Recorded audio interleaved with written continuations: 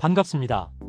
근거 없는 낭설이 아닌 세계적으로 인정받는 검증된 문헌과 객관적인 자료를 분석하여 녹내장 환자 여러분께 희망을 전해드리는 녹내장 희망정보TV입니다. 저는 약 25년간의 바이오 의약품과 의료기기 개발을 주도해온 경험을 바탕으로 여러분께 정확하고 믿을 수 있는 정보를 전달하도록 최선을 다하겠습니다. 녹내장 안압 관리를 위한 저만의 완전 가이드. 안녕하세요 여러분. 녹내장 진단을 받으셨나요? 오늘은 녹내장 환자분들이 가장 중요하게 관리해야 할 안압을 낮추는 저만액에 대해 자세히 알아보겠습니다. 녹내장과 안압 관리. 녹내장은 시신경이 손상되어 시야가 점점 좁아지는 질환인데요. 안압을 낮추는 것이 유일하게 입증된 치료 방법입니다. 그래서 매일 사용하는 저만액을 제대로 이해하고 올바르게 사용하는 것이 정말 중요합니다. 조기에 발견하고 꾸준히 관리하면 실명을 충분히 예방할 수 있습니다. 저만액 5가지 종류. 녹내장 저만액은 크게 5가지 종류로 나뉩니다. 첫 번째, 프로스타글란딘 유사체입니다. 라타노프로스트, 트라보프로스트 같은 약물들이 여기 속하는데요. 가장 흔히 처방되는 1차 선택 약물입니다. 눈에서 방수가 빠져나가는 통로를 넓혀서 안압을 25% 내지 33%나 낮춰줍니다. 하루에 한 번만 넣으면 되니까 편리하죠. 두 번째, 베타 차단제입니다. 티몰롤이 대표적인데요. 눈 안에서 방수가 만들어지는 것을 억제해서 안압을 27% 내지 35% 낮춥니다. 하루 2번 사용해야 하지만 오랫동안 사용되어 온 안전한 약물입니다. 세 번째, 알파 작용제인 브리모니딘은 방수 생성도 줄이고 배출도 늘리는 이중작용을 합니다. 안압을 약 20% 내지 27% 낮춰줍니다. 네 번째, 탄산탈수요소 억제제는 도르졸라미드, 브린졸라미드 같은 약들로 방수 생성을 15% 내지 25% 줄여줍니다. 다섯 번째, 로키나제 억제제는 비교적 최근에 나온 약으로 방수가 빠져나가는 통로의 저항을 줄여 안압을 16% 내지 20% 낮춥니다. 프로스타글란딘 유사체. 가장 많이 사용되는 프로스타글란딘 유사체에 대해 좀 더 자세히 알아볼까요?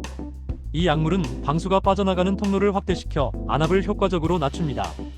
대표적인 약물로는 라타노프로스트, 트라보프로스트, 비마토프로스트가 있습니다. 가장 큰 장점은 안압 감소 효과가 25% 내지 33%로 우수하고 하루에 한 번, 특히 저녁에 사용하면 되어 매우 편리합니다. 부작용으로는 눈 충혈, 속눈썹이 길어지는 것, 그리고 눈 주변이나 홍채의 색소가 진해질 수 있다는 점이 있습니다. 베타 차단제와 기타 약물. 베타 차단제인 티몰롤은 방수 생성을 억제해서 안압을 27% 내지 35% 낮춥니다.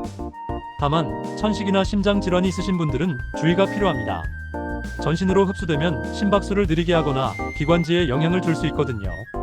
알파 작용제인 브리모니딘은 방수 생성도 줄이고 배출도 늘리는 이중작용을 하지만 일부 환자에서 알레르기 반응이 나타날 수 있습니다.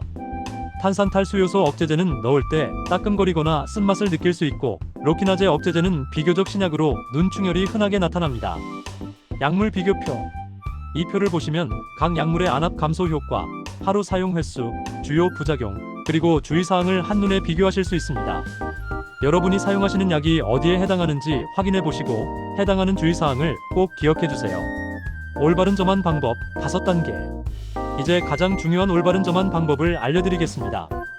연구에 따르면 무려 77%의 환자분들이 잘못된 방법으로 점안하고 계시다고 합니다. 1단계, 손을 깨끗이 씻으세요. 2단계, 고개를 뒤로 젖히고 아래 눈꺼풀을 살짝 당겨 주머니를 만듭니다. 3단계, 약병 끝이 눈에 닿지 않도록 주의하며 한 방울만 떨어뜨립니다. 4단계, 여기가 핵심입니다. 눈을 바로 감지 마시고 눈을 감은 상태에서 눈 안쪽 코 옆 부분을 1, 2분간 가볍게 눌러주세요. 이렇게 하면 약이 코로 빠져나가지 않고 눈 안에 잘 흡수됩니다. 5단계, 2가지 이상의 저만액을 사용한다면 최소 5분 간격을 두고 넣어주세요. 보존제와 안구 건강. 여러분, 저만액에 들어있는 보존제에 대해서도 알아야 합니다. 대부분의 저만액에는 벤잘코늄 클로라이드, 즉 BAK라는 보존제가 들어있는데요. 이것이 장기간 사용하면 안구 표면을 손상시킬 수 있습니다. 눈물막을 불안정하게 만들고 안구 건조증을 유발하며 결막과 각막에 염증을 일으킬 수 있어요. 녹내장 환자의 38% 내지 75%가 안구 건조증 증상을 경험한다는 연구 결과도 있습니다. 만약 눈이 자주 따갑거나 이물감이 느껴지거나 눈물이 많이 난다면 보존제 때문일 수 있습니다. 이럴 때는 담당 의사 선생님께 말씀드려 보존제가 없는 일회용 제형으로 바꾸는 것을 고려해보세요. 또한 인공 눈물을 함께 사용하면 안구 건조 증상을 완화할 수 있습니다. 부작용 관리. 흔한 부작용과 대처법을 정리해 드릴게요. 눈충혈은 일시적인 현상이 대부분이지만 지속되면 의사와 상담하세요. 안구 건조는 인공 눈물이나 무보존재 제형으로 개선할 수 있습니다. 따끔거림은 정상적인 반응이지만 너무 심하면 약물 변경을 고려해야 합니다. 알레르기 반응이 나타나면 즉시 의사에게 알려야 합니다. 특히 베타 차단제를 사용하시는 분들은 심박수나 호흡에 이상이 없는지 주의 깊게 관찰하세요. 수능도 높이는 실천 팁. 마지막으로 약을 꾸준히 사용하는 팁을 알려드릴게요. 녹내장은 증상이 없어서 약을 넣어도 효과를 못 느낄 수 있습니다. 하지만 매일 규칙적으로 사용하는 것이 실명을 예방하는 유일한 방법입니다. 첫째, 매일 같은 시간에 넣도록 휴대폰 알람을 설정하세요. 둘째, 세면대 옆에 약을 비치해서 잊지 않고 사용하세요.